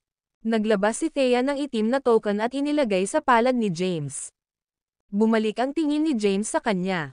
Ano ito? Sabi ni Thea, tinatawag itong God King token. Kinikilala lamang ng God King Palace ang mga taong nagtataglay ng kanilang mga token. Ang pagkakaroon ng token na ito ay nangangahulugan na ikaw ang may-ari ng God King Palace. Ang 4 na dakilang tagapagtanggol, 10 matanda, 37 bituin, at 72 demonyo ay lahat ay haharap sa iyo. Ano ba ang 37 bituin at 72 demonyo? Natarante si James. Sila ang mga powerhouse ng God King Palace. Ang 4 na mahusay na tagapagtanggol ay mga Grandmaster na nakarating sa tuktok ng ika-4 na ranggo at malapit nang maabot ang ika-5 ranggo. Ang 10 Elder ay nasa ika-3 ranggo. Ang 37 bituin ay nasa ika-2 ranggo, at ang 72 demonyo ay nasa 1 ranggo. Saglit niyang pinuntahan ang mga puwersa ng God King Palace. Lihim na itinatag ng iyong lolo ang God King Palace bilang isang paraan upang makapaghiganti sa mga Kayden at sa mga taong bumuhay sa kanya 30 taon na ang nakararaan. Nakonsensya siya dahil hindi niya nagawang protektahan at mapanatiling ligtas ang kanyang pamilya. Buti na lang at nakaligtas ka. Si Sir Caden ay umaasa na panatilihin kang ligtas. Ikaw na ang Diyos ang may-ari ng King Palace ngayong sa iyo na ang God King token. Hindi inaasahan ni James na ang God King Palace ay magiging ganoon kalakas. Mayroon silang mga Grandmaster na nasa ika-4 na ranggo, malapit nang maabot ang ika-5 ranggo. Mayroon ding 10 tao sa ika-3 ranggo. Ang mga ito ay ang lahat ng hindi kapani-pani walang kakila-kilabot na mga tao. Kung magiging kaalyado niya ang mga ito, tiyak na makakaligtas siya sa hidwaan sa pagitan ng 4 na sinaunang pamilya at sa kasunod na labanan sa politika. Nga pala, biglang naalala ni James ang isang bagay at nagtanong, nasabi na ba sa iyo ni Lolo ang tunay na sikreto ng 4 na painting? Naghinala siyang magkakaroon ng ideya ang kanyang lolo tungkol sa sikreto ng 4 pang painting kung alam na niya ang sikreto ng Moonlit Flowers on Cliffside's Edge. Umiling si Thea at sinabing, walang sinabi si Lolo. Sige, tinanggap ni James ang tanda ng Diyos Hari. Salamat sa palihim mong pagbibigay sa akin ng napakaraming bagay, tulong. Si Sir Caden ang tumulong sa iyo. Tinama siya ni Thea. Ma'am, tumango si James. Samandal siya sa sofa, nawala sa kanyang pag-iisip. Hindi lumabas ng kwarto si Thea. Hindi pa siya bihasa sa paggamit ng true energy niya at nanatili siya para mag-practice sa silid ni James. 2 oras ang lumipas sa isang kisap mata. Sa labas ng hotel, huminto ang isang berdeng off-road na sasakyan. Lumabas ng sasakyan ang isang lalaking may makapal na kilay na nakasuot ng itim na kapote. Kasunod niya ang 2 pang matangkad na lalaki. Ang video na ito ay edited by Urban Storytelling. Kabanata 944. Ang taong nangunguna ay isa sa 5 commander, ang Centurion of the North, si Mr. Walker. Sa North, ang kanyang katayuan ay katulad ng isang Diyos. Bagamat maaaring hindi kilala ang kanyang pangalan sa mga nasa labas ng rehiyon, alam ng lahat sa North kung sino siya. Halos tumama ang panga ng receptionist sa sahig nang makita siyang pumasok sa hotel. Ano bang nangyayari ngayon? Una, nakita ko ang Black Dragon, at ngayon ang Centurion mismo ay nagpakita. Matapos mapawi ang kanyang pagkamangha, dali-dali siyang lumapit sa The Centurion at magalang na binati. Magandang gabi, Commander. Paano kita matutulungan ngayon? Tinanong ng Centurion, saang silid tinutuluyan ni James. Nasa 308 siya. Hindi na nagsalita pa ang Centurion at umakyat na lamang sa itaas. Kumatok, kumatok, kumatok. Naputol ang malalim na pagmumuni-muni ni James nang biglang may kumatok sa pinto. Inipon ang sarili, tumayo siya at tinungo ang pinto. Agad naman siyang pinigilan ni Thea. Nilagay niya ang kamay niya sa dibdib niya. Honey, you can sit down. Sasagutin ko na. Mabilis siyang humakbang patungo sa pinto at binuksan iyon. Nang makita niyang hindi pamilyar na lalaki ang bisita, maingat siyang nagtanong, sino ang hinahanap mo? Nagulat ang Centurion nang makita ang isang babae na sumasagot sa pinto. Sumili ang ngiti sa kanyang mukha habang nakatingin sa magandang babae. So, ito ang tipo ng babae ni James ha? Namula si Thea at mabilis na nagpaliwanag. Ako ang asawa niya, Thea. Please, pumasok ka sa loob. 2. Habang naglalakad ang Centurion sa loob, ang mga kawal na kasama niya ay pamwesto sa labas. Haha, James. Pumasok siya sa silid na nakangiti habang sinasabi, matagal ko nang gustong uminom kasama ka, ngunit hindi ako nagkaroon ng pagkakataon na, dapat ay sinabi mo sa akin ng mas maaga na pupunta ka sa North. Tumayo si James at binigyan ng matamis na ngiti ang lalaki habang nakipagkamay sa kanya. Centurion, kanina pa. Bago ito, nag-sparring sila sa isa't isa at dahil dito, pamilyar na sila sa isa't isa. Umupo. Maupo, tinuro ni James yung sofa. Umupo ang Centurion sa isang upuan. Umupo na rin si James kasunod niya. Lumapit si Thea at umupo sa tabi ni James. Ang sabi ng Centurion, anak ko, si Whitney ay tumakas sa Kensington kanina. Salamat sa pag-aalaga sa kanya. Hindi ka naman niya ginawang gulo, di ba? Hindi naman. Gayunpaman, lumalapit na siya sa Black Shadow General ng Southern Plains. I'm quite sure they're probably seeing each other, James said with a amused smile. Oo, alam ko ang katotohanan. Tumawa ang Centurion. Dahil narito ka, dapat mong maranasan ang aming Northern booze. Lumabas tayo at pag-usapan ang mga detalye tungkol sa ilang inumin. Oo naman. Hindi tinanggihan ni James ang masayang imbitasyon ng Centurion. Pagkalabas ng hotel na magkasama, random silang umupo sa isang stall sa kalye at nag-order ng isang buong mesa ng pagkain, kasama ang ilang bote ng alak. Habang kumakain sila, ipinahayag ni James ang kanyang intensyon na humiram ng ilang kagamitan para maghanap ng tao sa isang kuweba sa ilalim ng lupa sa Mount Arklands. Sumang-ayon ang Centurion ng walang pag-aalinlangan at nangakong ipapadala siya doon kinaumagahan sakay ng helicopter. Uminom sila ng halos 2 hanggang 3 oras. Pagkatapos, nag-check out si James sa hotel at nagtungo sa lugar ng militar kasama ang Centurion. Upang mailigtas ang sarili sa pagsisikap na tumakbo sa paligid, binalak niyang dalhin ang helicopter ng direkta sa Mount Arklands ng maaga sa susunod na araw. Sumunod din sa kanya sina Maxine at Thea. Mabilis na dumating ang sumunod na umaga. Sa umaga, lumipad ang ilang helicopter mula sa rehiyon ng militar at nagtungo sa Mount Arklands. Sa helicopter, pumikit si James at nagpahinga. Umupo si Thea sa tabi niya at hinawakan ng mahigpit ang kamay niya. Samantala, nakadungaw si Maxine sa mga bintana, malalim ang iniisip. May kirot sa kanyang ulo na may binabalak si Thomas. Sa kabila ng lahat ng pagsisikap ni Maxine, hindi niya maisip kung ano ang posibleng pinaplano nito. Gustong pag-usapan ito ni Maxine kay James. Gayunpaman, mahirap para sa kanya na makahanap ng pagkakataon na makausap si James ng mag-isa dahil palaging nakadikit sa kanya si Thea. Ang video na ito ay edited by Urban Storytelling. Kabanata 945. Mount Arklands. Ilang helicopter ang tamad na lumipad sa kalangitan. Dahil sa kawalan ng patag na lupa sa taluktok ng bundok, ang mga helicopter ay hindi nakarating ng ligtas at napilitang mag-hover sa lugar habang bumababa ang kanilang mga pasahero. Bumukas ang pinto ng cabin ng helicopter, at ang mga haba ng lubid ay inihagis mula sa gilid ng pinto. Hindi nagtagal, bumaba ang mga unipormadong lalaki kasama ang ilang kagamitan. Napatingin si James mula sa cabin. Sila ay hindi bababa sa 50 metro sa ibabaw ng lupa. Bagamat si James ay nasa tuktok ng unang ranggo, tiyak na hindi siya makakaligtas sa pagtalon pababa mula sa ganoong kataas na altitude. Ikinabot niya ang lubid sa kanyang sinturon, tumalon palabas ng cabin, at mabilis na dumausdas pababa. Ilang sandali pa, mahina siyang bumagsak sa lupa na may mahinang kalabog. Sumunod naman si Maxine at lumitaw sa lupa ilang sandali pagkatapos niya. Samantala, si Thea ay nakatingin sa ibaba mula sa helicopter sa takot, ang kanyang mukha ay kasing puti ng isang sheet. Sa kabila ng paglinang ng True Energy sa ikatlong ranggo, nakita niyang malayo siya sa lupa at hindi nang ahas na humakbang pa. Kahit na ang lubid bilang isang hakbang sa kaligtasan, tumanggi pa rin siyang dumausdas pababa. Napaatras pa siya sa cabin at nag-alinlangan. Ang tagal niyang napagdesisyonan na gawin iyon, dahil natatakot siya na mababa ang tingin sa kanya ng mga tao dahil sa kanyang kaduwagan. Nang marating niya muli ang pinto ng cabin, pinaandar niya ang kanyang True Energy at hinawakan ang lubad.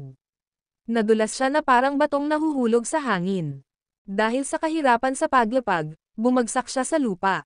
Dahil ginamit niya ang kanyang True Energy para protektahan ang sarili, hindi masakit ang impact at hindi siya nasaktan.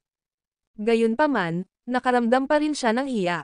Pagtayo niya, sinulyapan niya sina James at Maxine, pagkatapos ay umamin ng mahina, hindi pa ako masyadong nakakabisado sa paggamit ng True Energy.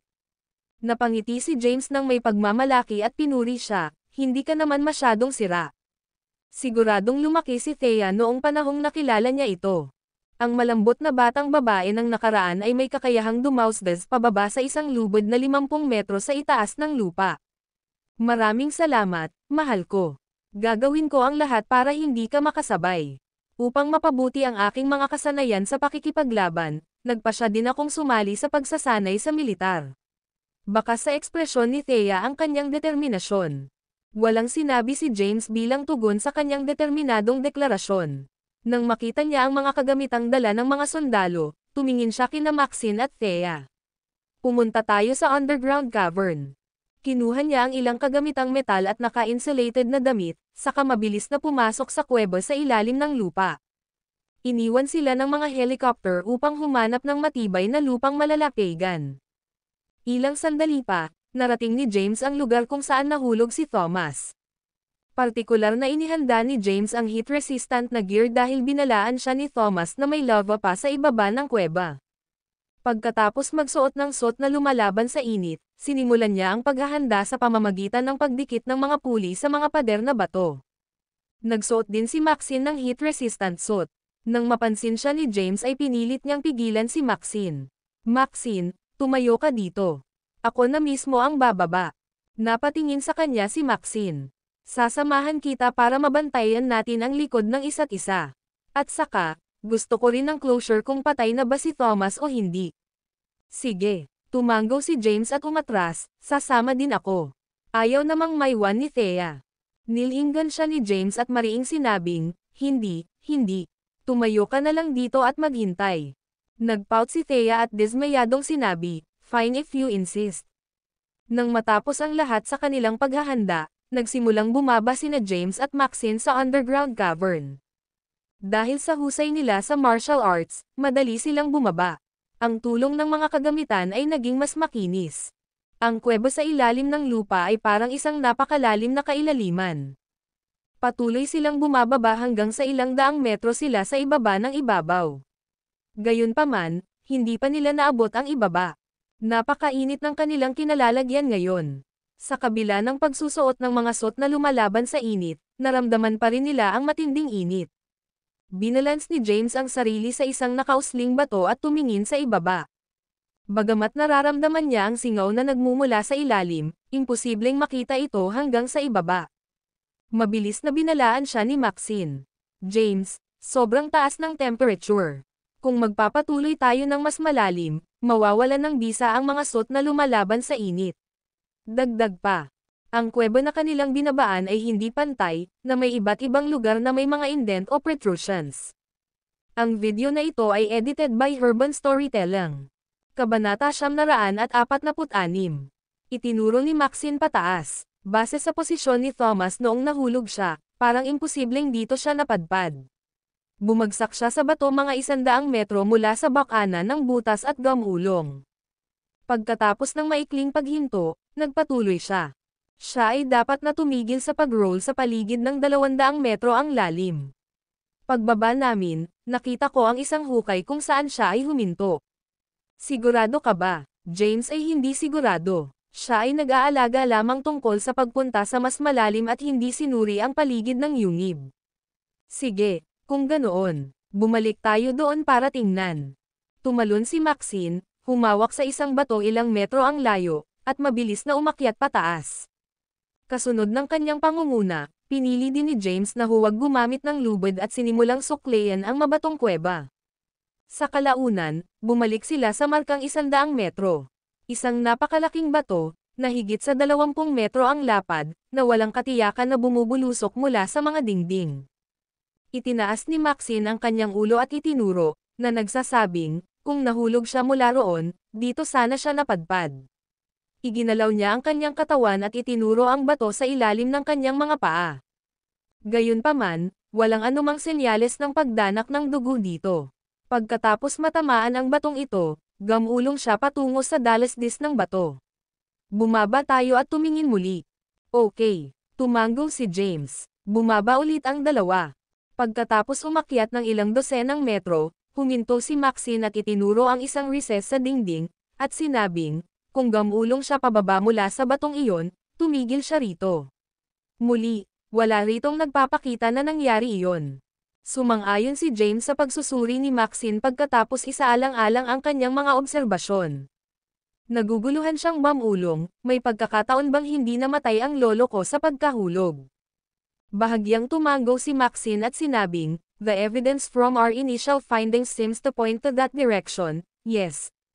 Tanong ni James, dahil hindi naman talaga siya namatay, bakit hindi niya ipinakita sa amin na buhay siya? Tiningnan ni Maxine si James sa mata. Sinabi ko na sa iyo kagabi na si Thomas ay maaaring nagsagawa ng kamatayan upang lokohin ang mga tagalabas.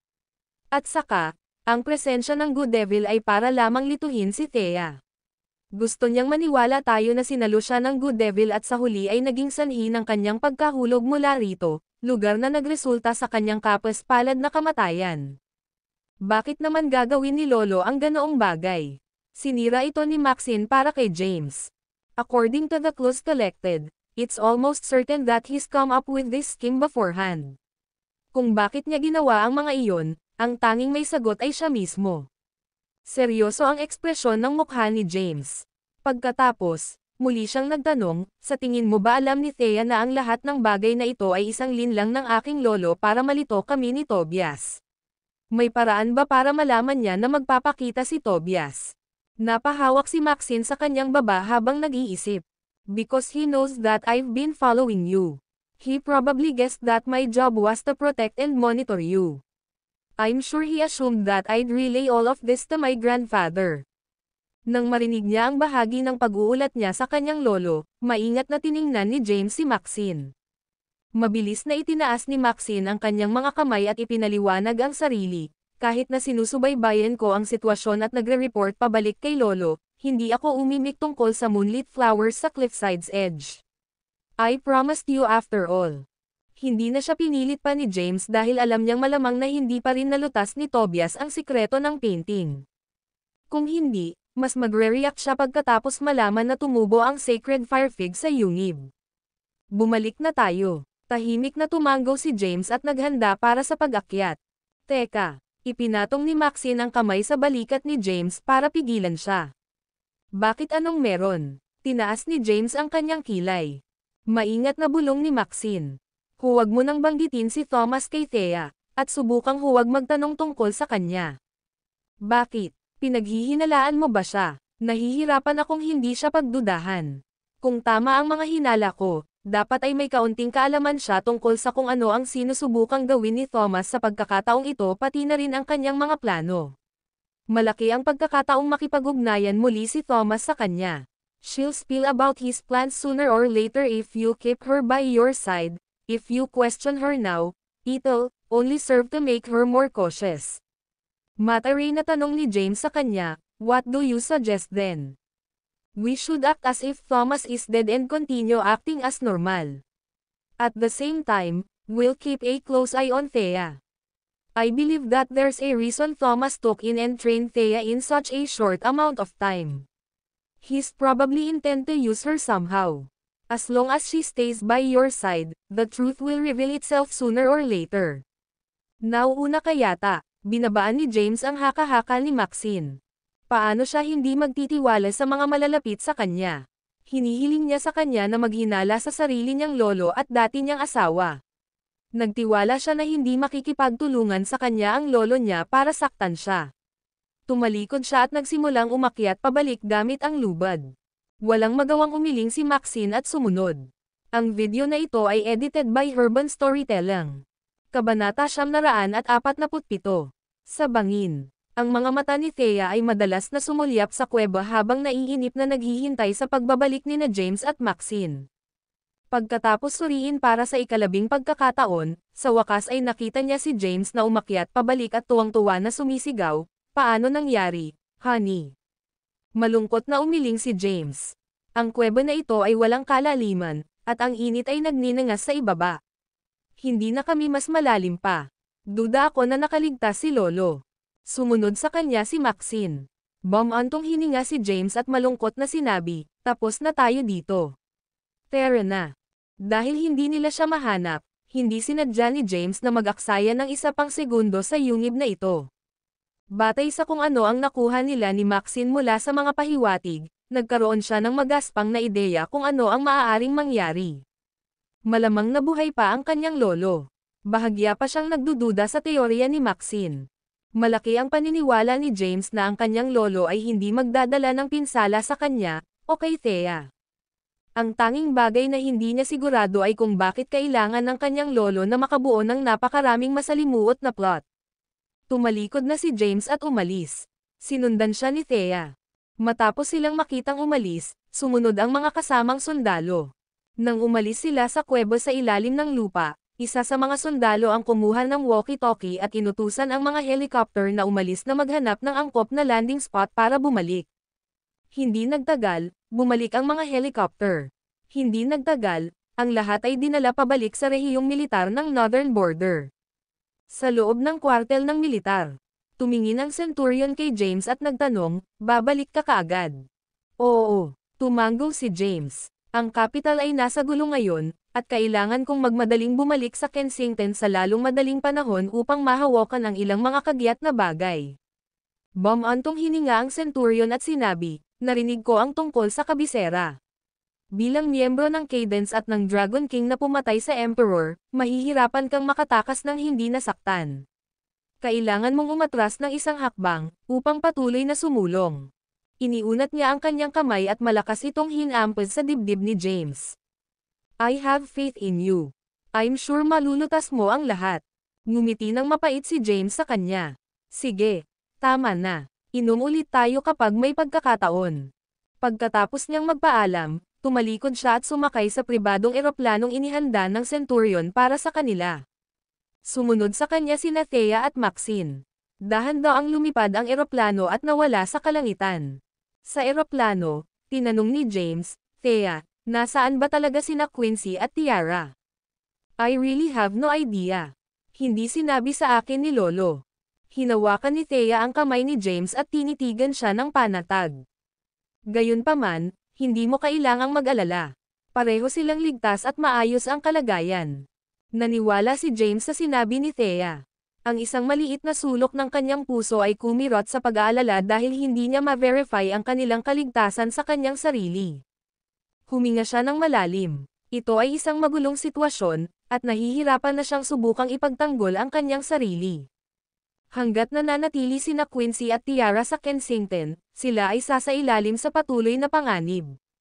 Dahil si Thomas ang nagbigay sa kanila ng asylum, inalis nito ang isa sa mga alalahanin sa isip ni James. Nanatiling tahimik si James para sa natitirang paglalakbay. Kensington, rehiyon ng militar. Isang eroplano mula sa Northern Borders ang lumapag. Bago ang pagbabalik ni James sa Kensington, naabisuhan na ng Centurion ang rehiyong militar ng lungsod sa pamamagitan ng kanyang mga koneksyon. Ang Blythe King ay nagdala na ng ilang mga sundalo upang maghintay sa kanyang pagdating. Bumaba ng eroplano sina James, Thea, at Maxine. Nakangiting lumapit sa kanila ang Blythe King. James, bakit ka bumisita sa Northern Border? Nakipagkamay si James. Nagkataon na may kailangan akong ayusin. Nga pala, bakit mo ibinunyag ang aking kinaroroonan sa rehiyon ng militar ng Sunley City noong nakaraan? Ako, kailan ko ginawa yon? Ang Blythe King ay nagulat sa kanyang akusasyon at nagsalubong ang kanyang mga kilay. Bakit ko isisiwalat kung nasaan ka? Ibinaling ni James ang tingin kay Daniel na nakatayo sa likod ng Blythe King. Agad na pinabulaanan ni Daniel, Dragon King, hindi mo ako pinaghihinalaan na ako ang taong nagpahayag ng iyong kinaroroonan, di ba? I swear I never said a word to anyone.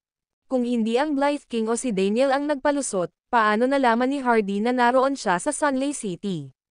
Bakit di niya inangkin na ang rehiyon ng militar ng Kensington ay nagulat ng kanyang kinaroroonan sa kanila? Ang video na ito ay edited by Urban Storytelling. Kabanata 948. Hindi na idiniin pa ni James ang usapin dahil ito ay maliit na kahihinatnan. Sige, magkita na lang tayo. Si James ay nakipag-usap sa Blythe King at Daniel. Tapos tumalikod na siya para umalis. Matapos umalis sa rehiyon ng militar, itinagilid ni Thea ang kanyang ulo. Honey, saan tayo pupunta? Babalik ba tayo sa Callahan's? Bago pa makasagot si James ay hamarang na si Maxine. James, oo. Lumingon si James at tumingin kay Maxine na katabi pa rin ni James. Sabi ni Maxine, pinadala ako ni Lolo para protektahan ka. Sa totoo lang, halos maabutan mo na ako ngayong nabawi mo na ang iyong cultivation base. Bukod doon, nasa tabi mo rin si Thea, isang Grandmaster ng 3 ranggo. Walang kabuluhan kung manatili pa ako sa Kensington. Oras na para bumalik ako sa kabisera. So soon. James uttered in disappointment, she has a sharp mind and could think on her feet. Ang pagkakaroon ni Maxine sa tabi niya ay magiging lubhang kapaki-pakinabang sa kanya. Ang mabilis niyang pag-alis ay isang bagay na hindi niya inaasahan. Hektik ang mga bagay sa kabisera ngayon. Maaaring wala masyadong ginagawa ang Ancient Force ngayon, ngunit isang malakas na bagyo ang namumuo sa likod ng mga eksena. Kailangan ng lolo ko, kaya kailangan kong bumalik sa bahay. Habang wala ako, dapat mong ipagpatuloy ang pagpapabuti ng iyong martial arts. Gayun din, kumuha ng pagkakataong bisitahin ang aming library ng pamilya sa capital para makahanap ng martial art technique na nababagay sa iyo. Paano si Cynthia? Nag-aalangan na tanong ni James. Binigyan siya ni Maxine ng isang maliit na ngiti. Itinuro ko na sa kanya ang isang cultivation method. Matalino siya, kaya sigurado akong malilinang niya ang true energy sa lalong madaling panahon kasama ang cold energy sa kanyang katawan. Hindi mo kailangang mag-alala. Sige, tumanggo si James. Hindi siya tinigilan ni James dahil mukhang nakapagdesisyon na siya. Tiningnan ni Maxine si Thea sa mata. Thea, I'm leaving James in your hands, sana tumulong ka sa pagbangon sa mga pasanin niya. Bumantong hininga si Thea. Huwag kang mag-alala, ibinigay iyon. Anyway, I guess dito tayo maghihiwalay ng landas sa ngayon. Kinawian ni Maxine si James at umalis na. Pinagmamasdan ni na James at Thea ang figure ni Maxine na umatras sa malayo. Nang wala na si Maxine sa paningin, masuyong hinawakan ni Thea ang kamay ni James. Honey, babalik na ba tayo sa bahay ng pamilya ko? Biglang naalala ni James ang mungkahi ni Maxine.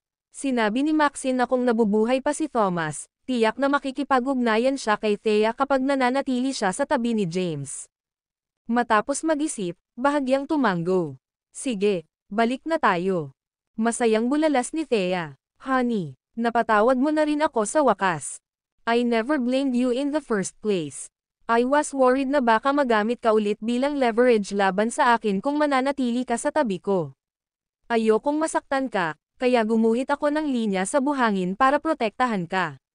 Ngayong Grandmaster ka na ng pangatlong ranggo, hindi mo na kailangan ang proteksyon ko kaya medyo nakahinga na ako ng maluwag. Kahit kailan ay hindi sinisi ni James si Thea.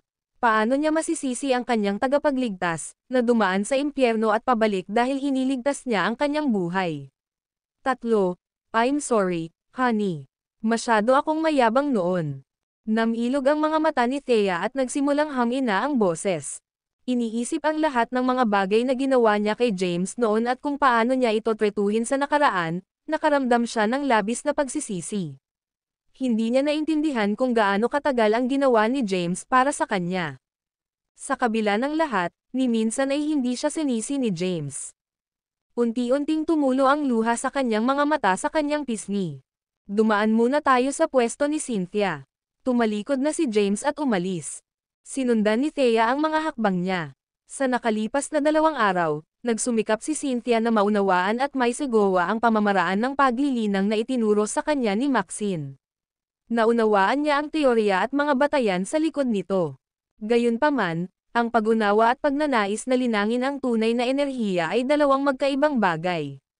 Miss, bumalik na si James. Dinala ni Luther sina James at Thea at magalang na ibinalita ang kanilang pagdating. Nakaupo si Cynthia sa sofa at nalubog sa kanyang iniisip nang bigla siyang nabalik sa realidad, napaangat siya ng ulo at nakita niya si James at Thea sa harapan niya, nanlaki ang mga mata niya nang makita silang magkasama. James, nagkabalikan na ba talaga kayo ni Thea? Hindi pinansin ni James ang tanong niya. Kumusta ka nitong nakaraang 2 araw? Nakangiting sabi ni Cynthia, what could have possibly happened in only 2 days?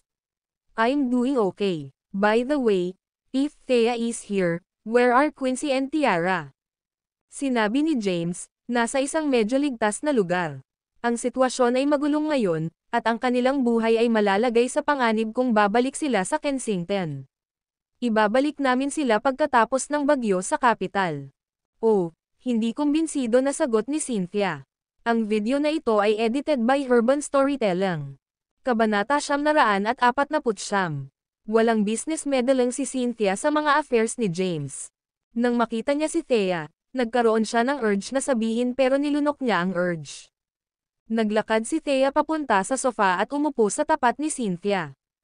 Tapos tumingin siya kay James. Honey, ano ang susunod mong plano?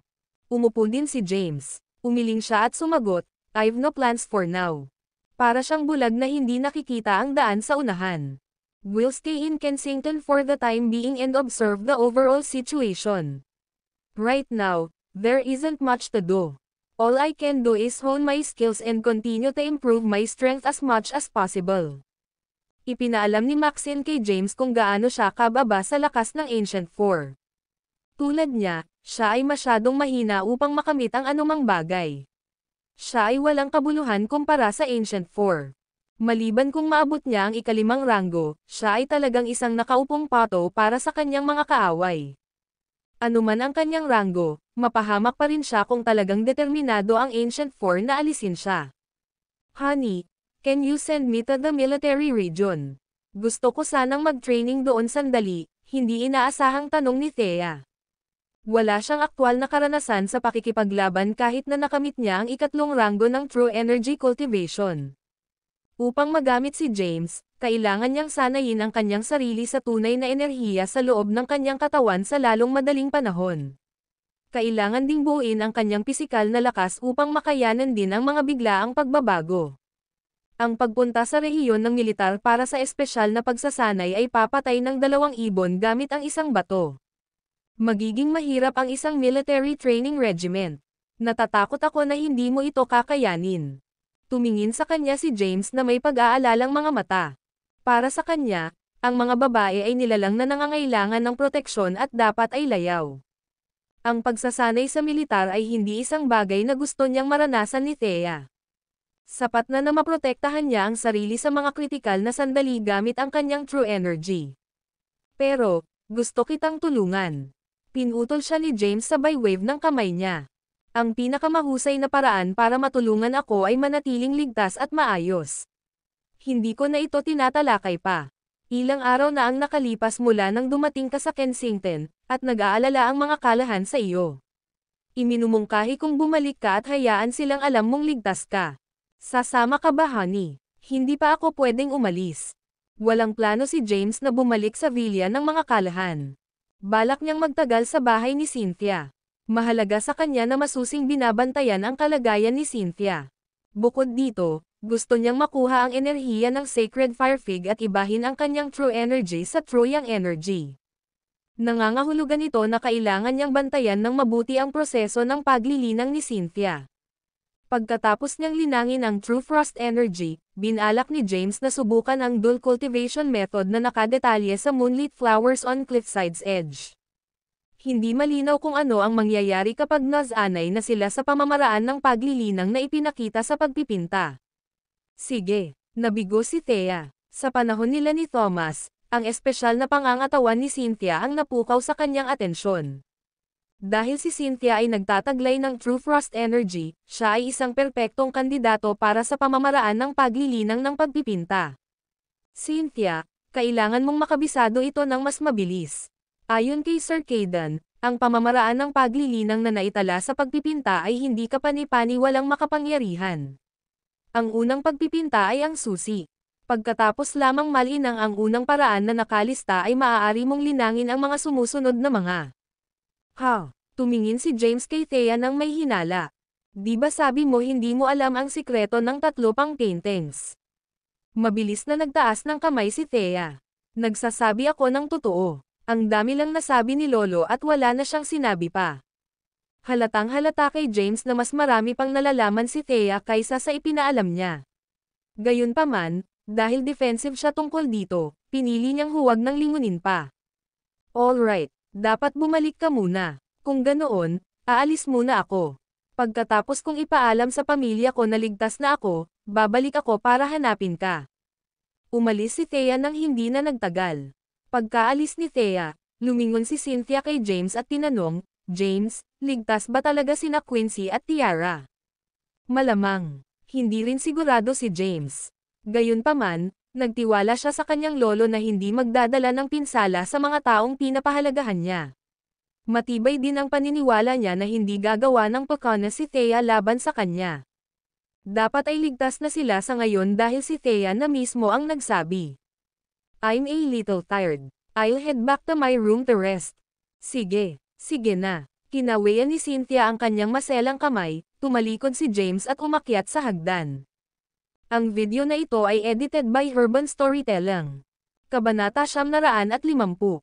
Pagkaalis ni James, lumapit si Luther at tumabi kay Cynthia. Ibinuka niya ang kanyang bibig at pinaalalahanan siya. Miss, ang daming babae sa paligid ni James. Sana hindi ka madamay sa love life niya. Si Cynthia ay tumabi kay Luther at ngumisi. Ang iyong imahinasyon ay umiikot. Hindi mangyayari iyon. Ngunit sasanayin mo ang dual cultivation na pamamaraan sa kanya. Sige, tama na sa iyo. Tumigil sa pagmamakaawa. Bumalik ka sa North kung wala ka ng magandang gawin. Tumingin sa kanya si Cynthia na may displeased expression. Matalinong itinikom ni Luther ang kanyang bibig. Walang tulog si James nitong mga nakaraang araw. Siya ay tiyak na makaramdam ng pisikal at mental na pagod kahit na siya ay may tibay na dulot ng pagiging isang martial artist. Bumagsak siya sa matamis na yakap ng kanyang kama pagkarating niya sa kanyang silid. Samantala, sa isang partikular na patio sa loob ng kabisera. Ang patio ay may pakiramdam ng isang makasaysayang relic na daan-daang taong gulang. Ito ay itinayo pangunahin sa kahoy at pininturahan ng pula. Mula sa malayo, ang bahay ay tila hindi kapani-pani, walang masigla at mukhang maligaya. Sa loob ng isang silid sa loob ng courtyard house. Isang lalaking nasa edad 50 ang nakaupo sa tabi ng apoy at nakahawak ang kanyang mga kamay sa mga kumikinang na uling, paminsan-minsan ay pinipitik ang mga ito para maglabas ng mas maraming init. Nakatayo sa tabi niya ang isang batang babae na mukhang mga 18 o 19 na taong gulang. Ang kanyang pangalan ay Madeleine Gabriel. Madeleine, kailangan mong umalis sa kapital at magtungo sa Kensington para kontrolin ang sitwasyon.